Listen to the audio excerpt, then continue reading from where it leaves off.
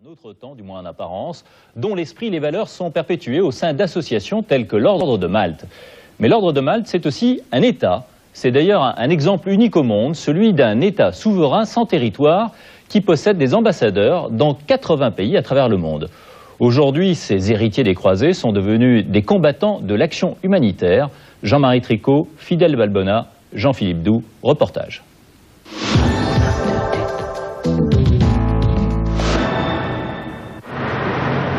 Rome, l'un des plus beaux quartiers de la ville. C'est dans cette rue, la Via dei Condotti, que se trouve le plus petit État du monde. Derrière les murs de ce palais austère se trouve le siège de l'ordre souverain de Malte. Son seul territoire, c'est ce palais.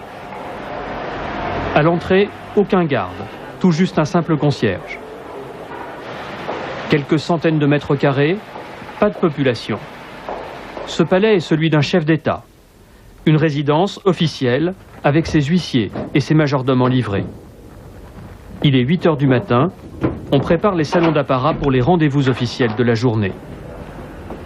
Car c'est ici que réside son Altesse éminentissime, le prince et grand maître, Fra Andrew Bertie. Cet aristocrate écossais qui a prononcé des vœux monastiques est depuis 1981 le chef élu à vie de l'Ordre de Malte. Est-ce que l'on peut dire qu'il y a aujourd'hui à Rome 3 chefs d'État? Oui, tout à fait. Il y a le président de la République, le pape et moi-même. C'est comme si une association avait le statut d'un pays indépendant. C'est une situation sans équivalent dans le monde. Ces hommes sont les ambassadeurs accrédités auprès de l'Ordre de Malte. 82 pays dans le monde reconnaissent aujourd'hui la souveraineté de l'ordre comme celle d'un véritable État. Parmi eux, l'Espagne, l'Autriche, l'Italie et presque tous les pays d'Afrique et d'Amérique latine. L'ordre dispose même depuis peu d'un siège d'observateur aux Nations Unies. Le Grand Magistère, c'est ainsi que l'on appelle la résidence du Grand Maître, fonctionne comme le palais de n'importe quel chef d'État, avec un service du protocole. Le prince Boncompagnie est le maître de cérémonie, c'est lui qui gère l'agenda officiel. Dans le prochain jour, il y a une visite d'État de son Altesse Éminentissime près du président de la République de Lituanie. Nous avons pour C'est-à-dire le grand maître va se rendre en Oui, en visite officielle. Et après, c'est le roi d'Espagne qui va venir en visite d'État ici, aussi dans quelques semaines. Et lorsque le grand maître se rend en France, il est reçu officiellement à l'Élysée comme un chef d'État par le président de la République. Mais ce palais romain, c'est aussi le siège du gouvernement de l'ordre, avec son premier ministre. Voici le comte Marullo di Condogiani. Il est le grand chancelier, le chef de l'exécutif. C'est ici que se réunit le souverain conseil, l'équivalent du conseil des ministres. L'ordre de Malte possède tous les attributs d'un véritable État. Une poste, dont les timbres sont acceptés par une cinquantaine de pays dans le monde, une monnaie plutôt destinée aux collectionneurs, un drapeau, et même un passeport diplomatique qui permet de franchir les frontières de certains pays. Mais cet État, capable de déployer un faste certain, est avant tout un ordre religieux. C'est son histoire et sa vocation. Je pense que nous devons défendre la foi car elle est beaucoup attaquée. Comme vous le savez, le modernisme relève la tête de façon significative ces derniers temps. Il y a beaucoup de gens qui s'opposent au christianisme. Et je pense que c'est certainement le rôle de nos membres de soutenir le pape et l'enseignement officiel de l'Église. Ce que nous faisons, mais davantage par la force de l'exemple qu'en combattant les païens. L'Ordre de Malte est l'héritier d'une longue histoire. Une histoire qui remonte aux croisades, en 1099. Quand les croisés prennent le tombeau du Christ à Jérusalem, un groupe de chevaliers devenus religieux fonde un hôpital pour soigner les pèlerins. Comme les croisés, ils seront chassés de Terre Sainte par les musulmans et au XVIe siècle, ils s'installeront sur l'île de Malte. Pendant près de 300 ans, les chevaliers de Malte défendront cette position stratégique contre les invasions musulmanes. Ils en seront chassés par Bonaparte à la fin du XVIIIe. Les chevaliers se disperseront alors dans toute l'Europe, puis dans le monde entier. c'est sans doute le seul exemple d'organisation constituée de nature caritative, militaire et même religieuse qui, depuis 1099, a su passer les siècles, les changements de régime, les changements de territoire et qui est toujours vivante. Donc on a une authentique organisation chevaleresque aujourd'hui vivante. L'île de Malte, au cœur de la Méditerranée. C'est aujourd'hui une république sans aucun lien avec l'ordre de Malte. Mais en décembre dernier, les chevaliers s'y sont donné rendez-vous. C'est un manteau très ample. Aymeric de Villum a 35 ans, il est l'un des plus jeunes chevaliers de Malte. Qui évoque le manteau médiéval. Dans sa chambre d'hôtel, il revêt la robe des chevaliers, la tenue traditionnelle pour les cérémonies religieuses. D'accord. C'est pas très beau le moment où on passe. Mais... Sa femme, la comtesse Aymeric de Villum. Ah, ça semble un peu suranné ce costume. Oui, c'est le costume issu en fait des moines, enfin ce qu'on appelait les moines noirs, c'est-à-dire les hospitaliers, les gens qui tenaient l'hôpital à Saint-Jean de Jérusalem pour accueillir les pèlerins. À quelle époque? Au XIIe siècle. Le comte Aymeric de Villum a rejoint il y a 4 ans l'ordre souverain de Malte. Pour lui, c'est le premier voyage dans l'île. Pour quelques jours, les chevaliers vont se rassembler dans le centre de la capitale, La Valette.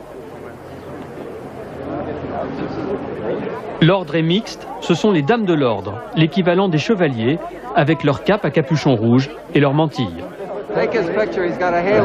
Toutes les nationalités sont représentées, ce sont les chevaliers américains. Les principales délégations sont les chevaliers français et italiens. Les Espagnols, eux, sont les seuls à avoir conservé le vêtement original, avec la fraise autour du cou, tel qu'on l'a porté au XVIe siècle. Ce rassemblement est pour les chevaliers un véritable retour aux sources. Très heureuse que nous nous retrouvions de tous les pays ici. Oui, c'est une manifestation très importante. Hein. Très importante et unique et émouvante et qui nous remet dans notre vocation, la vocation celle d'être à la tête de projets pour la liberté du monde, pour la chrétienté, également pour la médecine et la science. C'est une véritable démonstration de force. Les chevaliers sont près de 800 à défiler dans la rue principale de La Valette. Jamais, même lorsqu'ils étaient les maîtres de l'île, au XVIIIe siècle, ils n'avaient été aussi nombreux dans la capitale maltaise. Ce 4 décembre 1998, ils sont venus célébrer le 900e anniversaire de la création de l'ordre de Malte.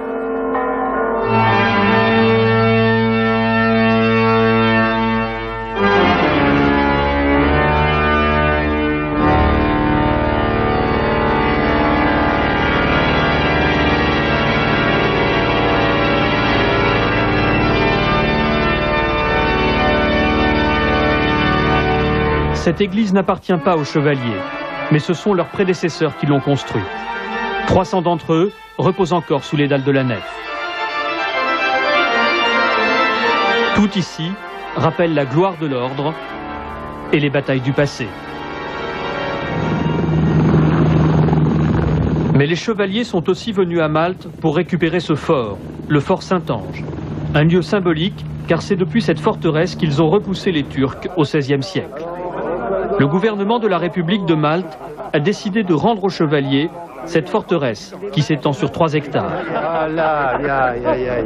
Les chevaliers sont de retour dans l'île de Malte. Et Albardier, vous levez le bois. C'est tellement superbe que de pouvoir leur remettre comme cela a été autrefois, retrouver la base exacte que nous avions au moment où nous étions chez nous entièrement, c'est tout de même quelque chose qui est fantastique. C'est un événement historique pour l'ordre de Malte. Il va pouvoir disposer d'un territoire. Le gouvernement maltais accorde aux chevaliers l'usage du fort Saint-Ange pour 99 ans. C'est beaucoup plus qu'une ambassade. Ce n'est pas encore un petit Vatican pour l'ordre, mais c'est un pas dans cette direction.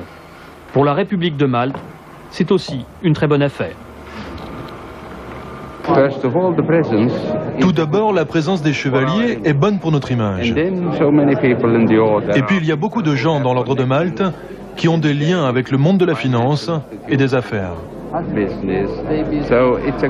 Et ça aussi, ce sont de bonnes relations pour l'île de Malte. C'est un accord qui permettra aux deux parties d'aller plus loin. Ce n'est que le début d'une collaboration plus importante entre l'ordre et l'île de Malte. Pour célébrer cet événement, les chevaliers de Malte sont reçus au palais présidentiel. Tenue de soirée de rigueur pour saluer le président de la République, le grand maître de l'ordre, Votre Altesse éminentissime, et son premier ministre.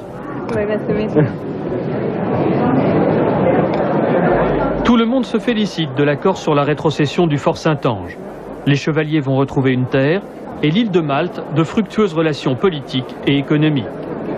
Robe longue, smoking et décoration, les chevaliers venus de près de 50 pays se retrouvent dans le cadre fastueux de l'ancien palais des grands maîtres.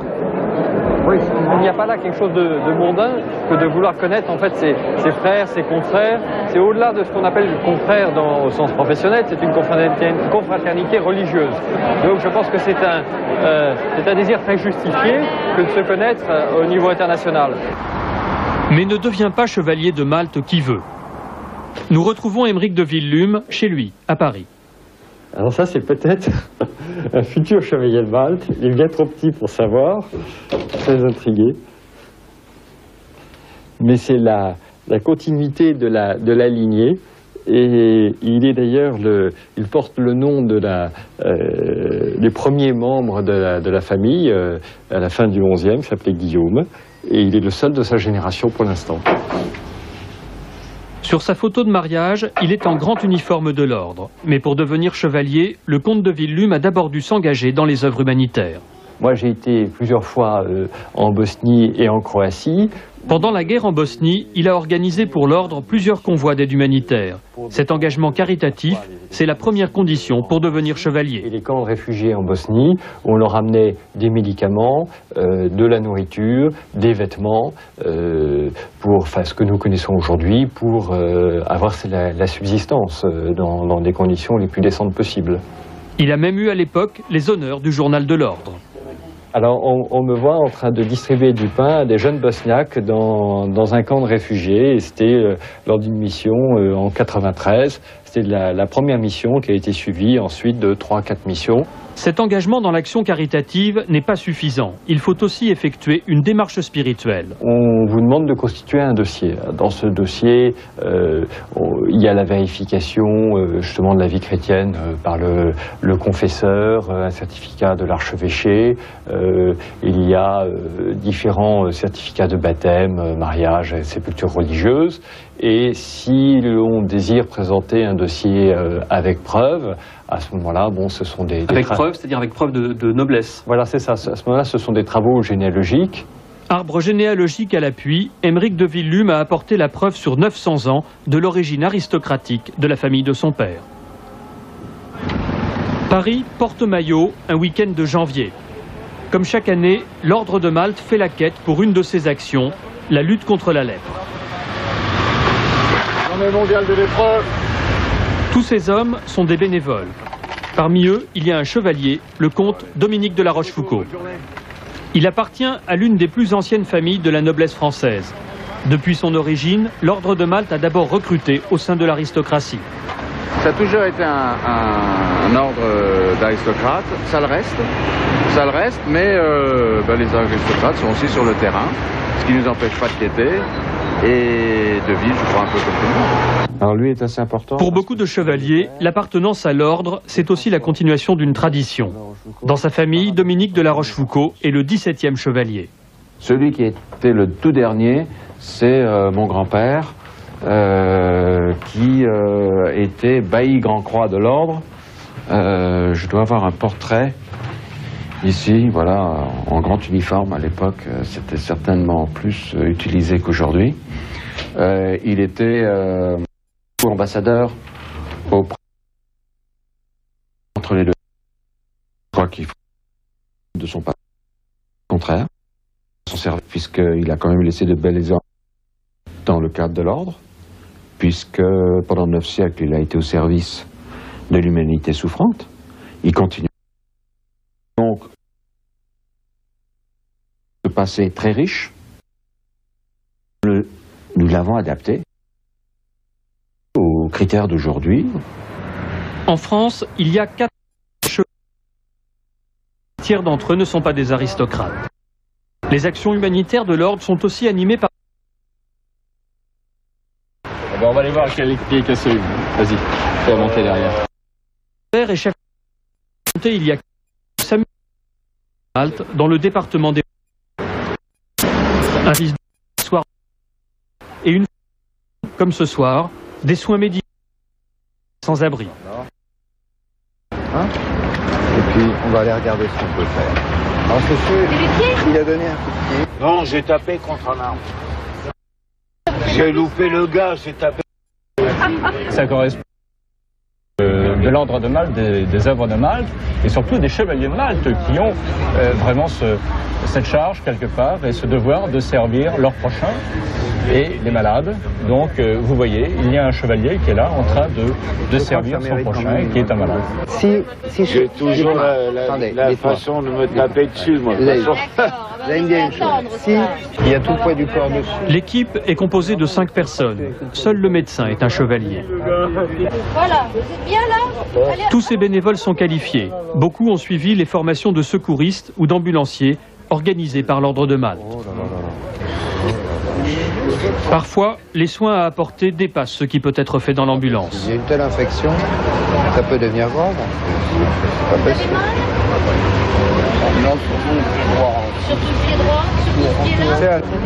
L'ordre de Malte est une organisation humanitaire comparable à bien d'autres.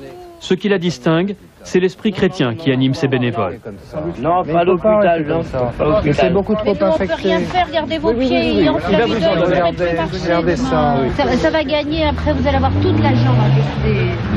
C'est trop précieux vos pieds. Vous avez trop besoin de vos pieds. Écoute-moi Gérard, c'est vrai, il faut y aller. Voilà, vraiment. Tu nous fais confiance, tu nous as toujours fait confiance. C'est vrai ou pas? On t'a jamais menti. Non? Allez, on te demande de nous faire confiance encore. Gérard ne va pas bien, on l'emmène à l'hôpital de Saint-Cloud et on revient. Hein, vous nous attendez? On n'a pas pour trop longtemps. D'accord? De 20h jusqu'à l'aube, le SAMU social parcourt la ville. Ce soir-là, les bénévoles de l'ordre de Malte sont venus en aide à 25 SDF. Le docteur François de Noblet passe plusieurs nuits chaque mois avec les sans-abri, en plus de son activité de médecin généraliste. L'idéal des chevaliers de Malte, c'est avant tout l'hospitalité, c'est le secours à nous seigneurs les malades. Pourquoi est-ce que vous avez décidé de devenir chevalier de Malte?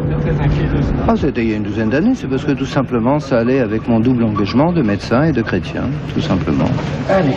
SAMU social, tri de médicaments, secourisme, mais aussi une dizaine de centres pour handicapés, mobilisent régulièrement les quelques 3000 bénévoles français de l'ordre de Malte.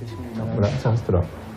Nous sommes un ordre mendiant et c'est auprès de tous ceux qui ont la gentillesse de nous aider que nous pouvons trouver les ressources qui correspondent à l'action que nous menons. Mais nous n'avons pas du tout donc de fortune propre, bien qu'on le croie. Et c'est encore une fois un sujet qu'il faut arriver à pouvoir bien clarifier dans l'esprit de tous, et que nous ne pouvons vivre que par l'aide de tous ceux qui sont prêts à le faire pour nous. Comme pour toutes les organisations humanitaires, les ressources de l'ordre de Malte, ce sont les dons, les quêtes et les appels à la générosité du public. Avec un budget annuel de 200 millions de francs, l'ordre de Malte, en France, est loin d'être une richissime association. C'est une organisation caritative de taille moyenne. La vraie force de l'ordre, c'est d'être une puissance internationale. Clairement, aujourd'hui, c'est un réseau d'influence qui défend un certain nombre de valeurs, qui sont donc plutôt catholiques, apostoliques, romaines. Ce n'est absolument pas une organisation traditionnaliste ou qui serait fortement conservatrice. C'est au contraire une organisation extrêmement moderne, très sophistiquée, qui gère bien et son apparence et le fond de son action, et qui aujourd'hui est effectivement assez influente de par sa capacité à s'intégrer aux élites, par exemple politiques, économiques, médiatiques. Parmi ces personnalités en France, l'archevêque de Paris, le cardinal Jean-Marie Lustiger, il est chevalier de Malte. Tout comme l'ancien président de la République, Valéry Giscard d'Estaing. En Espagne, c'est le roi lui-même, Juan Carlos, qui appartient à l'ordre.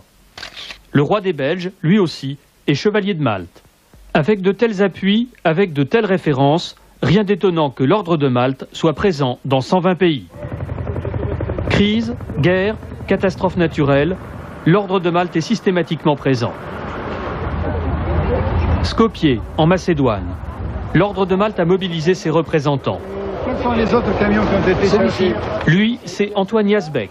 Il est directeur d'un hôtel en Macédoine et c'est le premier secrétaire de l'ambassade de l'ordre de Malte. Bon, allez, qui va le charger? Nous, dès qu'on a 5-10 minutes, parce qu'on a assez peu de matériel, tout à l'heure on est tourné pour chercher d'autres chargements. Donc dès que c'est fait, on attaque, on le met, pas de problème. Ça sera fait.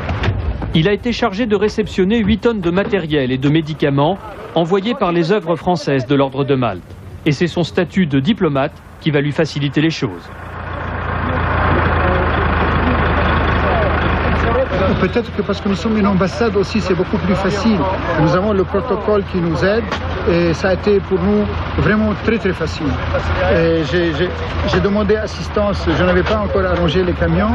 L'armée italienne m'a donné les camions et comme vous avez remarqué, le colonel hollandais nous a aidés aussi. Et voilà, tout le monde essaye de faire ce qu'il peut. Au même moment, à 200 km de là, en Albanie, on installe un nouveau camp de réfugiés près de Durrës, au bord de la mer Adriatique. Des volontaires de l'ordre sont sur place avec un hôpital de campagne. Leur présence a été officiellement réclamée par le Commissariat des Nations Unies pour les réfugiés. Le docteur Nathalie Godon est pédiatre, elle n'est pas membre de l'ordre, mais elle a accepté ponctuellement cette mission. On a été mandaté par le HCR pour monter un hôpital de campagne à Durrës, dans ce camp qui s'appelle Porto Romano. Et ils nous ont demandé d'assurer le service de santé pour ce camp-là. La plupart des réfugiés sont des Kosovars, musulmans. C'est la vocation de l'ordre de Malte depuis sa création il y a 900 ans à Jérusalem. Soigner tous les malades, sans distinction de race et de religion. Je crois que c'est bien de la part de l'ordre de Malte de ne pas mettre de frontières religieuses à... Je crois que l'ordre de Malte est avant tout un ordre hospitalier, donc qui est chargé de soigner.